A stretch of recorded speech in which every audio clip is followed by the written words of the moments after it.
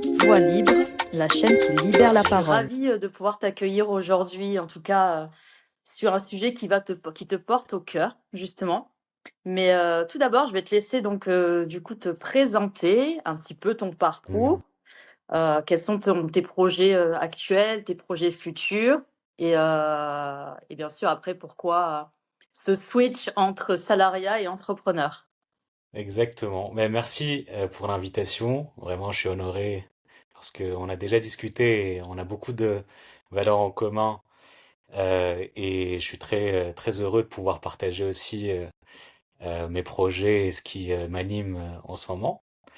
Pour me présenter rapidement, je suis Oussem Dili, je suis consultant en RSE et développement durable et j'ai fondé tout récemment Anoa, qui est une initiative pour accompagner les entreprises à faire leur transition écologique. L'objectif finalement, c'est de les guider Mhm. pas à pas dans leurs enjeux finalement environnementaux, sociaux et économiques, bien sûr, pour avoir un impact positif et durable sur l'environnement et la société Très bien, bah, finalement. écoute, c'est très intéressant ce que tu fais, c'est inspirant parce que du coup, c'est le sujet aussi en ce moment sur tout ce qui est un peu aussi entrepreneuriat, santé mentale, mais aussi tout Mhm, ce qui est environnement qui est beaucoup important de nos jours. mhm. Est-ce que du coup, maintenant, tu peux nous parler de pourquoi ce switch? Déjà personnellement, j'ai toujours été proche de la nature. J'ai une passion pour les animaux, surtout les animaux sauvages. Donc j'ai beaucoup voyagé autour de ça. J'ai toujours cherché des expériences pour être plus près de la nature, des animaux.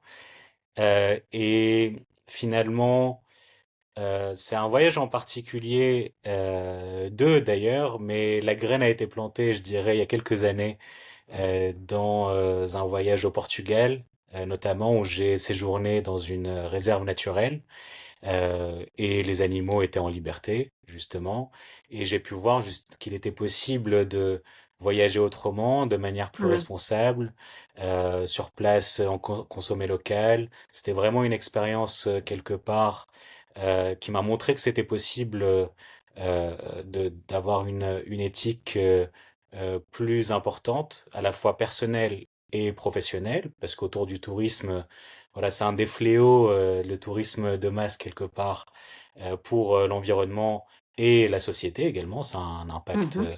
important. Et donc la plante a grandi au fur des années. Dans ma précédente activité également, euh, j'étais recruteur pour l'industrie de la santé et donc j'avais beaucoup de laboratoires comme clients et la réglementation devenait de plus en plus stricte. Donc j'étais Mm. sensibilisé déjà aux questions de la RSE, de la qualité de vie au travail, évidemment de la santé mentale. Donc j'accompagnais aussi les entreprises dans leur stratégie de recrutement, donc l'onboarding aussi des salariés et nous assurer qu'ils disposent des meilleures conditions finalement pour s'intégrer et aussi pour les laboratoires pharmaceutiques autour de la production des produits chimiques, etc. Il y a beaucoup de questions réglementaires qu'il fallait résoudre et donc j'étais de plus en plus sensibilisé à ça. Et le déclic est finalement Anoa est né dans un de mes précédents voyages justement en Amazonie où j'ai fait Oh. une mission de protection de la biodiversité.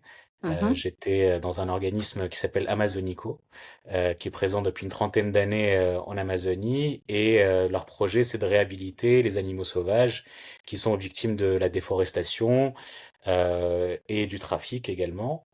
Et c'est là où je me suis rendu compte de l'ampleur, surtout Mm. de l'activité humaine sur les écosystèmes, et notamment en Amazonie, mais aussi dans d'autres parties de l'Amérique du Sud, parce que j'ai pu voyager aussi par la suite. Et démontrer aussi, surtout par la communauté quechua qui vivait sur place, Mhm. et qui était aussi impactée clairement par l'activité des entreprises, l'activité humaine, le trafic, etc. Et c'est là où j'ai pris la décision d'agir parce que vraiment ça devient une urgence. Et tu l'as dit, c'est vraiment une préoccupation. D'ailleurs, il y a une Mm. maladie qui est née de ça, l'éco-anxiété, quelque part. Et j'ai décidé justement de fonder ce projet pour pouvoir sensibiliser les entreprises et les accompagner, justement, leur montrer qu'il y a des solutions, qu'on peut allier à la fois croissance Mhm. et impact positif sur l'environnement et la société. Euh, et donc mon projet est designé autour de Waouh, ça finalement. c'est vraiment une belle ouverture d'esprit et comme quoi on voit aussi ton cheminement qui t'a Oui. amené effectivement, qui partait d'un voyage, d'une sensibilisation de tes passions, de ce que tu as envie effectivement de pouvoir montrer au monde ce qui est possible et de mettre en avant aussi ce que tu as envie de défendre justement. Et ça, je trouve très impressionnant et bravo pour ce joli parcours et ce Merci. switch que tu as eu sur ce déclic-là. C'est une belle initiative de ta part. Et donc justement, en parlant de ça, tu voulais effectivement nous faire part d'un sujet qui aussi te tenait justement à cœur, qui Mhm. regroupe effectivement un peu tout ce que tu viens de dire, qui était sur la santé mentale. Qu'est-ce que tu peux Oui. nous dire justement sur la santé mentale? Alors la santé mentale a pris un, une part et un rôle très important aujourd'hui dans ma vie. D'ailleurs, c'est un des facteurs qui m'a poussé vers l'entrepreneuriat. Mhm. Et ces sujets-là également, la qualité de vie au travail, etc., parce qu'on est très touché par ça dans le domaine professionnel. La parole est en train de s'ouvrir et donc il y a de plus en plus de sensibilisation, de formation, d'échanges autour de ça. Mhm. En France, c'est vrai que c'est un sujet aussi très important parce que ça touche une personne sur cinq. Mhm. Donc un Français sur cinq finalement souffre euh, de maladies mentales finalement, dont moi d'ailleurs j'en ai fait l'expérience. Dans de mes précédentes expériences il y a quelques années, j'ai fait un burn-out. Et finalement ça a déclenché une maladie mentale qui est une Mhm. maladie chronique, donc qui est à vie. Et finalement, j'ai dû repenser tout mon rapport déjà à la vie, à ma vie personnelle et aussi à ma vie professionnelle parce qu'il faut un aménagement important Mhm. pour bien vivre avec sa maladie qui est aujourd'hui considérée comme un handicap. Donc certaines maladies mentales sont considérées comme des handicaps. Euh, et oui, c'est un sujet très important pour moi parce que on a une méconnaissance aujourd'hui des maladies mentales, Mhm. de leur impact sur la vie déjà du malade et aussi sur la vie de son entourage, à la fois personnel et Exactement. professionnel. Et donc ça concerne aussi finalement notre rapport au travail, nos conditions de vie au travail. On a remarqué déjà pendant cette dernière crise, à la fois sanitaire et économique, que ça pouvait nous impacter. Mhm. Le Covid, par exemple, a montré déjà que il y avait énormément d'anxiété qui Mhm. pouvait en résulter, et aussi il y a une nouvelle maladie qui est qui finalement fusionne le Covid et l'anxiété, malheureusement. Mhm. Euh, donc tout ça, ça nous fait repenser, je pense, plus globalement notre rapport au travail, notre rapport à l'équilibre vie pro, Mhm. vie perso, à l'inclusion aussi des personnes en situation de handicap, qu'elles soient physiques ou invisibles. Mhm.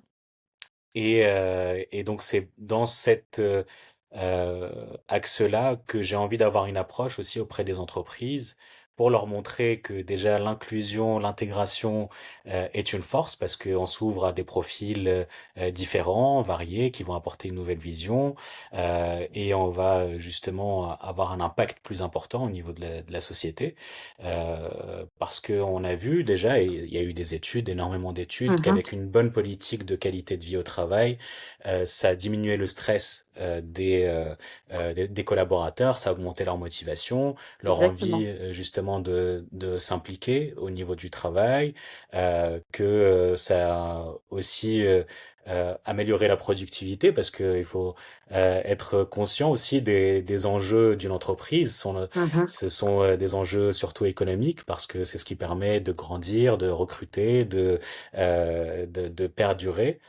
Et justement, par ces différentes approches, à la fois sur la qualité de vie au travail, sur l'environnement Et sur l'aspect économique, eh bien, on veut montrer qu'il y a des approches beaucoup plus saines qui vont à la fois assurer la pérennité de l'entreprise Mhm. à travers, par exemple, l'économie circulaire, où on va plutôt réutiliser, réparer, recycler, au lieu de l'économie linéaire qu'on connaît aujourd'hui, qui est de Oui. produire, consommer et jeter.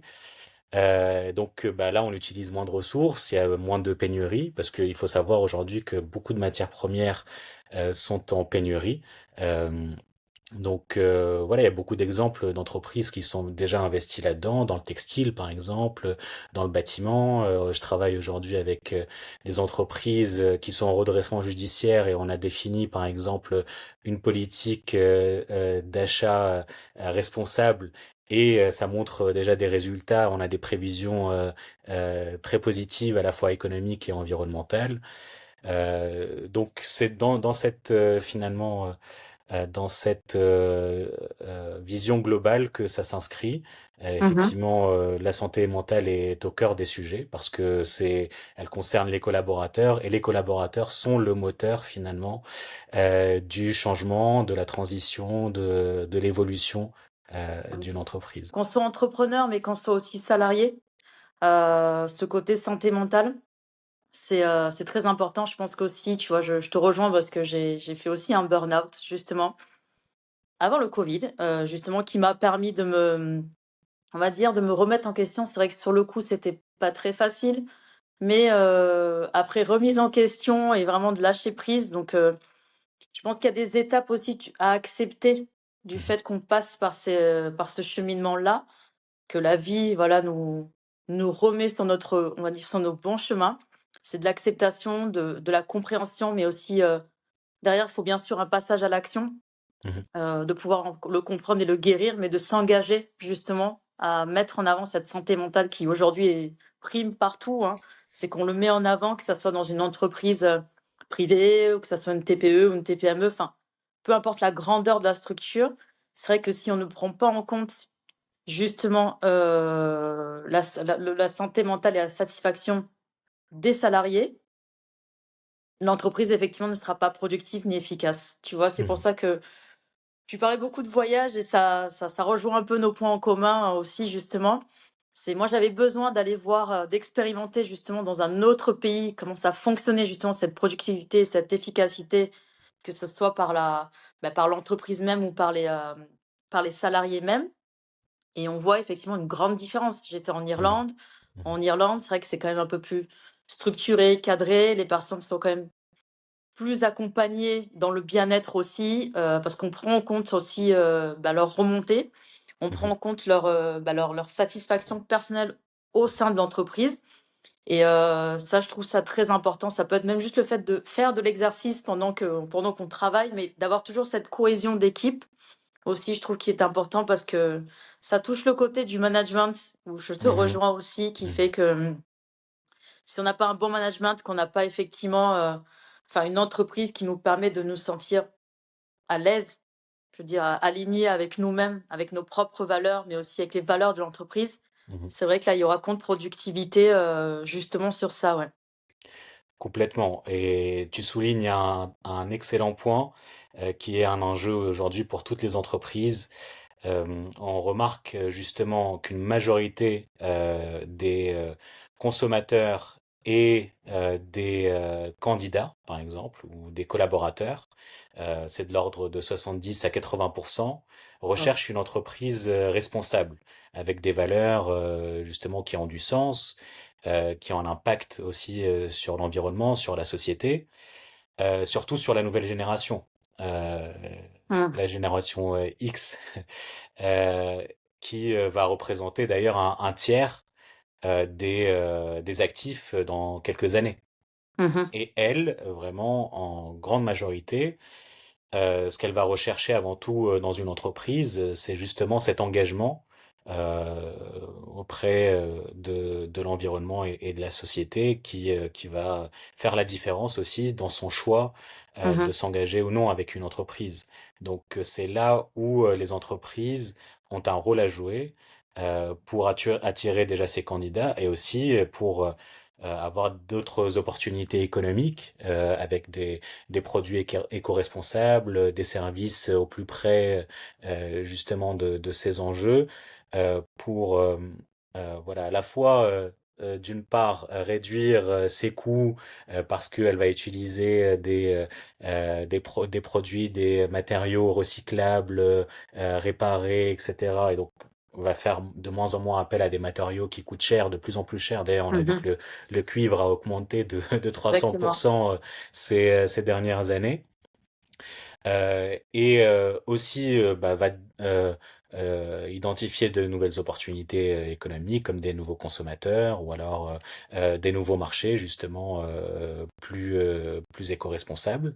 Donc c'est ce qu'on essaye de faire justement avec les entreprises actuellement. Certes, voilà, elles ont des peurs et des freins parce qu'elles pensent que c'est une contrainte budgétaire, que c'est une Mhm. contrainte réglementaire. Effectivement, la réglementation est de plus en plus stricte, donc elle demande aux entreprises de mieux se conformer. Il y a plus de normes, il y a plus de lois qui légifèrent justement sur ce domaine-là. Donc les entreprises en ont un peu peur. Mhm. Elles n'ont pas aussi les compétences en interne. Voilà, il y a très peu d'entreprises aujourd'hui qui ont vraiment une politique RSE bien définie et qui ont une équipe RSE qui met en place le plan d'action. Il y a pas mal de greenwashing aussi, il faut en Oui. parler. Beaucoup d'entreprises se servent un peu de cette communication éco-responsable, mais derrière, il n'y a pas vraiment de pratique qui le Mhm. justifie. Et d'ailleurs, il y a de plus en plus de sanctions autour de ça ce qui est une bonne nouvelle aussi. Mais voilà, c'est aussi une possibilité de d'accroître sa communication et sa visibilité en ayant déjà des pratiques durables et en communiquant là-dessus de manière éthique et responsable. Mhm. Donc énormément d'enjeux aujourd'hui. Et c'est pour ça que on veut avoir une approche avec Anoa hyper personnalisé, de partir du besoin de l'entreprise, de son secteur d'activité et de lui proposer vraiment les solutions adaptées. Déjà commencer par un diagnostic pour vraiment identifier ces pratiques déjà qui sont positives ou ces axes d'amélioration, identifier les risques aussi à la fois réglementaires, économiques, etc. Mhm. et les axes d'amélioration. Et ensuite, on va vraiment faire une stratégie RSE adaptée à ses besoins, à ses enjeux avec un plan d'action actionnable, concret et bien défini, parce que c'est ça finalement qui va le rendre réalisable. Mhm. Et surtout, on mise beaucoup sur la formation, la sensibilisation des collaborateurs, parce que comme on le disait, c'est vraiment le moteur du changement et de la transition. Il faut les sensibiliser déjà aux enjeux Exactement. RSE et de leur importance surtout, et de choisir les bons ambassadeurs pour déployer ensuite la stratégie étape par Quelle étape. est effectivement ton offre que tu proposes aujourd'hui et quels sont les retours que tu as justement, tu parlais d'une entreprise que tu suis, quels sont les retours, qu'est-ce que tu as pu mettre en place en Mhm. action? Peux-tu nous en parler un peu plus justement? Alors oui, j'ai choisi l'exemple de cette entreprise dans le textile qui est en redressement judiciaire. C'est une entreprise emblématique en France. Finalement, euh, face à ces difficultés financières, on a déterminé qu'une politique responsable des achats pouvait déjà réduire les coûts Mhm. euh, sur les matières premières, relocaliser justement les fournisseurs en Europe plutôt que de passer par l'Asie, parce que il y a de plus en plus de réglementations. On parlait des conditions de travail, par exemple. Eh bien, en Oui. Asie, il y a beaucoup de fournisseurs qui ne respectent pas justement les conditions de travail et il y a énormément de manquements. Donc, ça peut être imputé à l'image de marque Mhm. des entreprises. Euh, Finalement, euh, on a aussi choisi de faire un produit éco-responsable avec D'accord. du textile recyclé, biosourcé, ce qui va aussi permettre d'avoir une nouvelle euh, euh, une nouvelle catégorie de consommateurs, on en parlait justement, qui est la majorité aujourd'hui, qui va préférer un produit éco-responsable, de communiquer autour de ça, justement.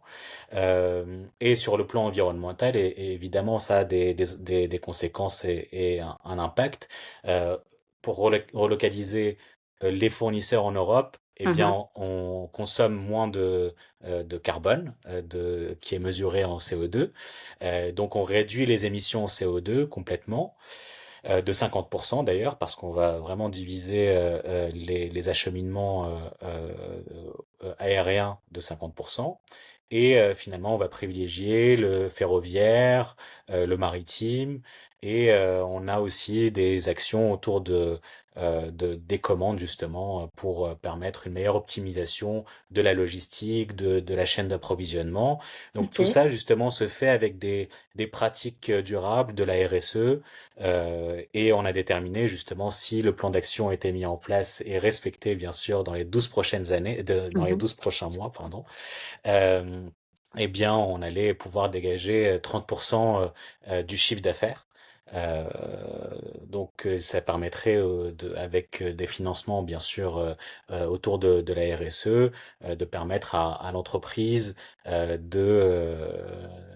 d'avoir une croissance positive et d'éviter justement la fermeture de ces activités. Alors une autre entreprise avec laquelle je vais commencer à travailler cette semaine, par exemple, ça va être plutôt autour de la sensibilisation des D'accord. collaborateurs, autour de la RSE, d'avoir des initiatives comme par exemple des ateliers comme la fresque du climat, la fresque de l'économie circulaire, pour montrer vraiment l'impact des pratiques qu'on va mettre en place.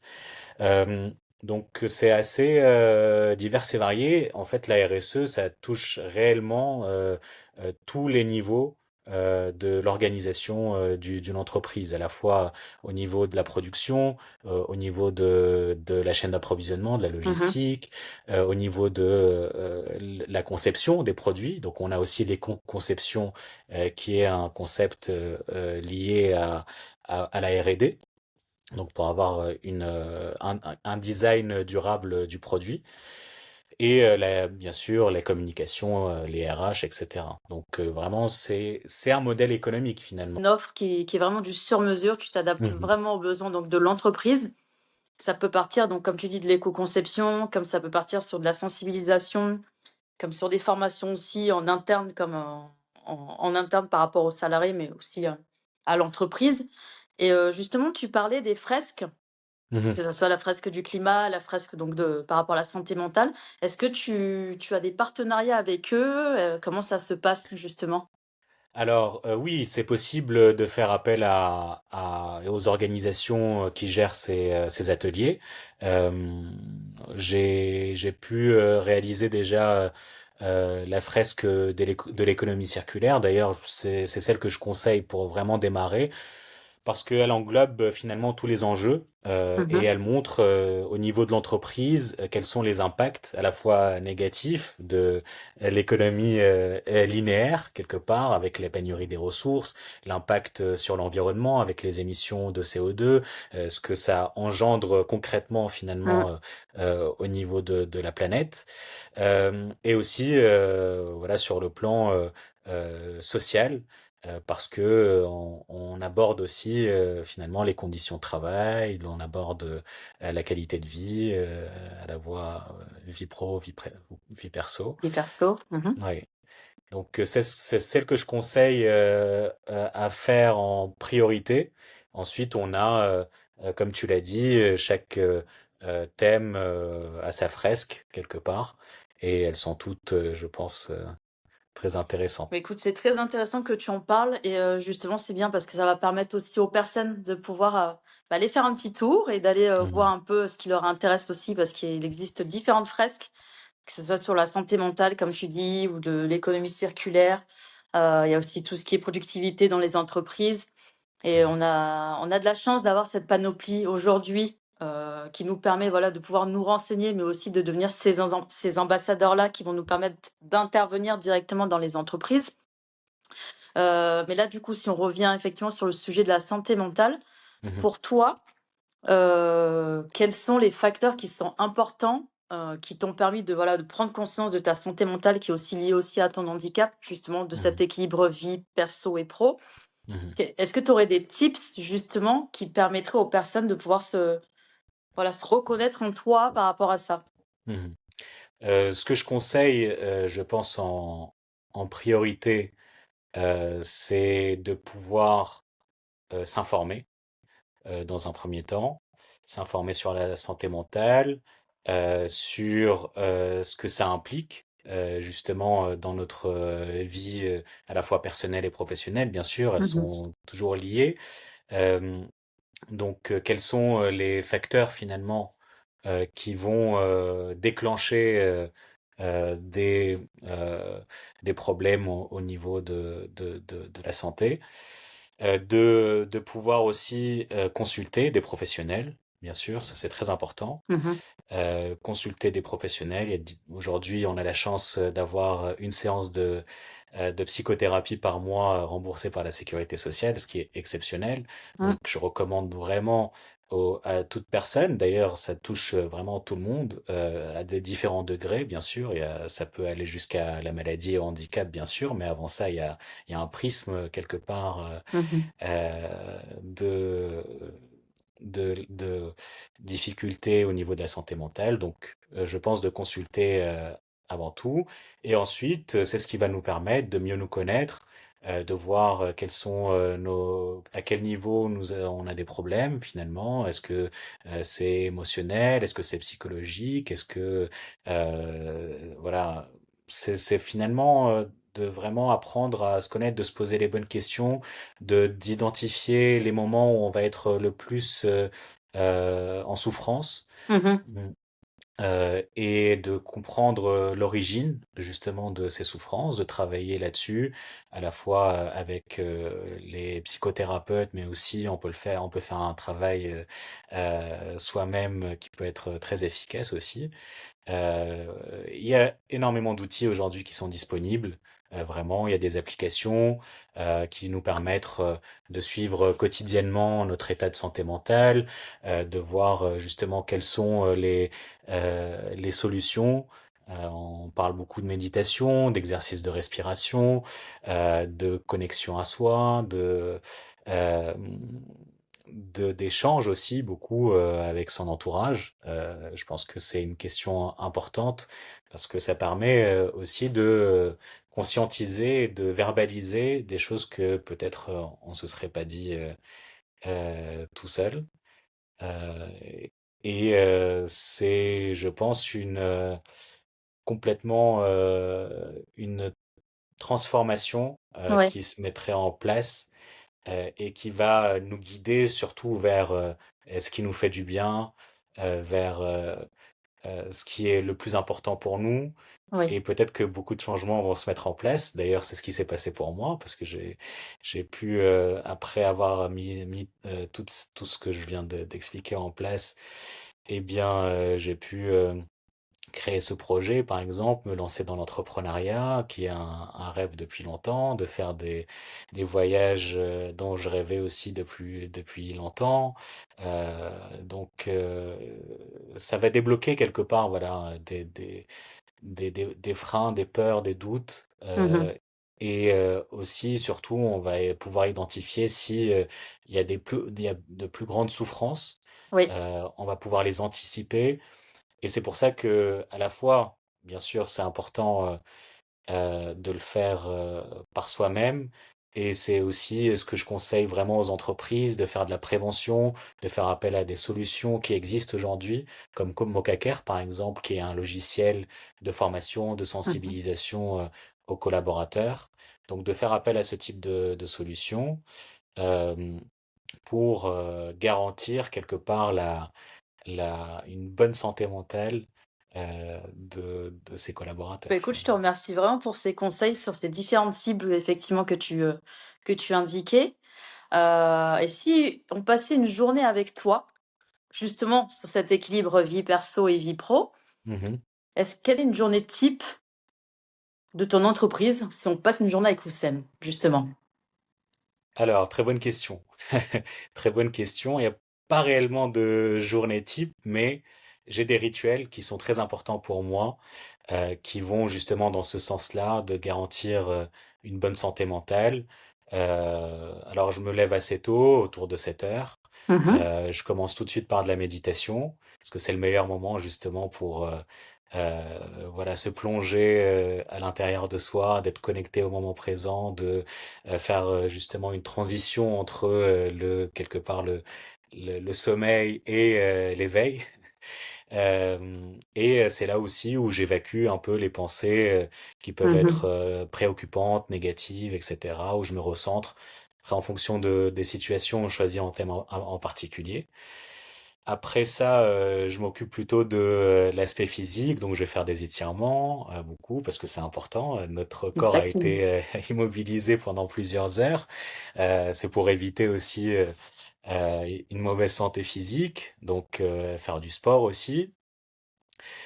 Donc un bon déjeuner aussi Très important. équilibré, c'est très important et absolument pour nous permettre d'être dans une bonne énergie tout au long de la journée. Ensuite, bon, j'ai une rééducation en ce moment, je me suis fait opérer, donc euh, donc je m'occupe aussi, je soigne un peu mon genou. Euh, et ensuite, je me mets au travail. Je me mets au travail. Généralement, j'essaie de sortir voilà, le plus souvent possible, aller travailler dans un café, faire une balade avant. J'habite à côté d'un canal, donc c'est très, voilà, je me connecte un peu Agréable, ouais. aussi à Mhm. la nature, exactement. Ça met dans une bonne disposition. Et voilà, donc je déjeune ensuite. Je me repose aussi, c'est très important. Mhm. Voilà, après, je pense la matinée.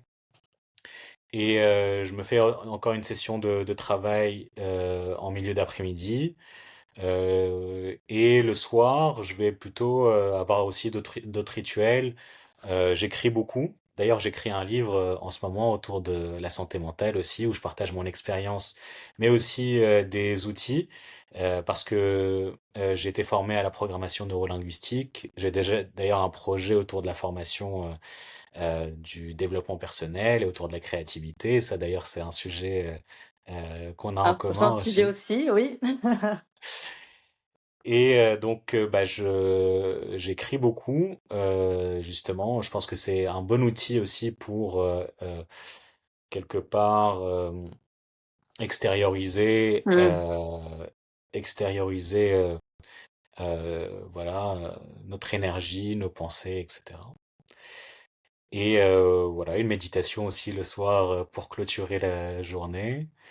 Et bien sûr, je dors assez tôt pour être en bonne forme le Enfin, lendemain. une bonne journée vraiment très équilibrée entre vie personnelle et vie professionnelle.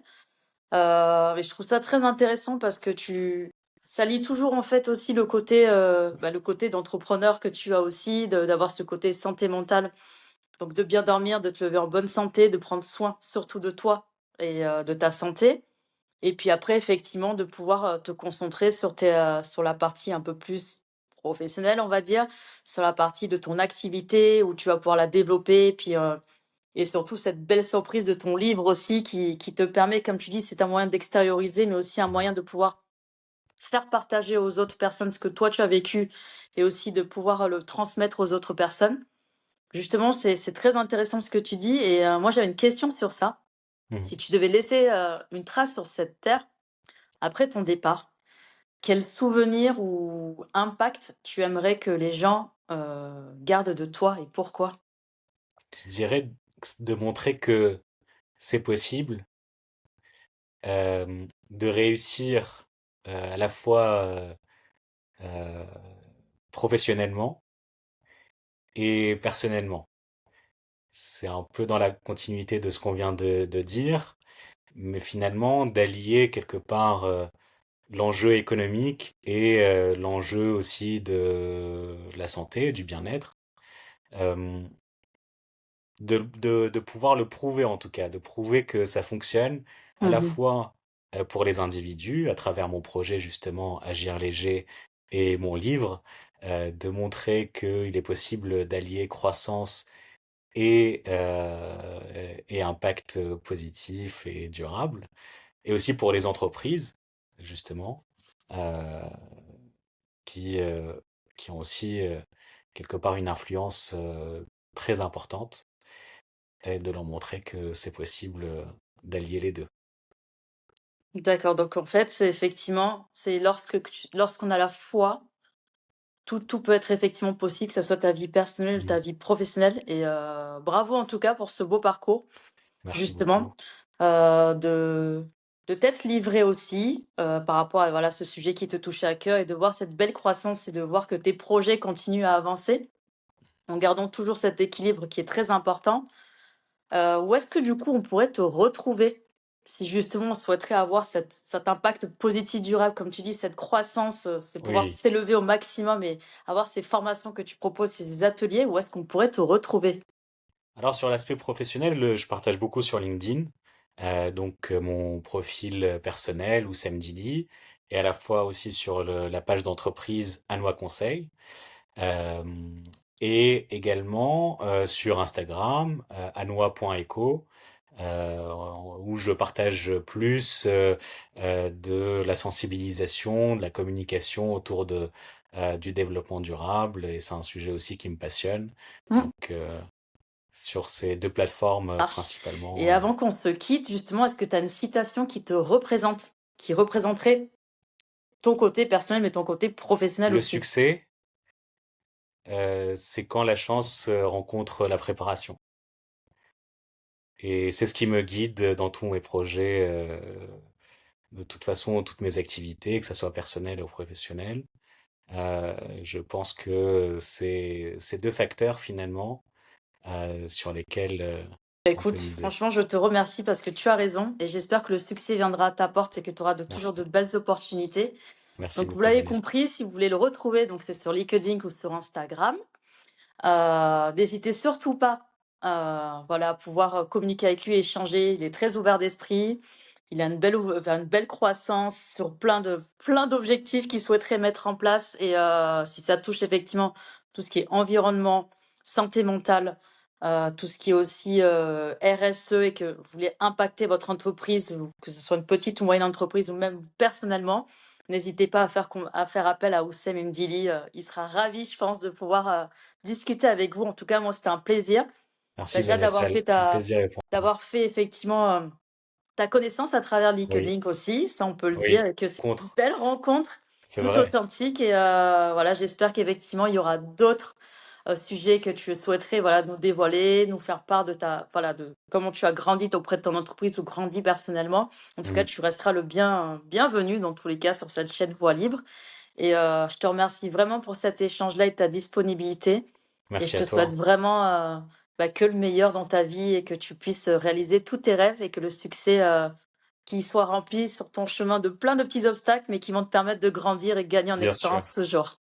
Évidemment, merci, merci pour l'invitation. C'était un honneur et écoute, je te souhaite aussi beaucoup de réussite dans tes projets. Effectivement, comme tu l'as dit, c'est une très belle rencontre. On a beaucoup de valeurs en commun et c'est ça aussi quelque part qui fait grandir et qui enrichit aussi les relations. Et bah, je suis ravi en tout cas d'avoir pu intervenir dans ce podcast. Dis Très à bonne très soirée. bientôt du coup. À bientôt, À merci. bientôt, salut!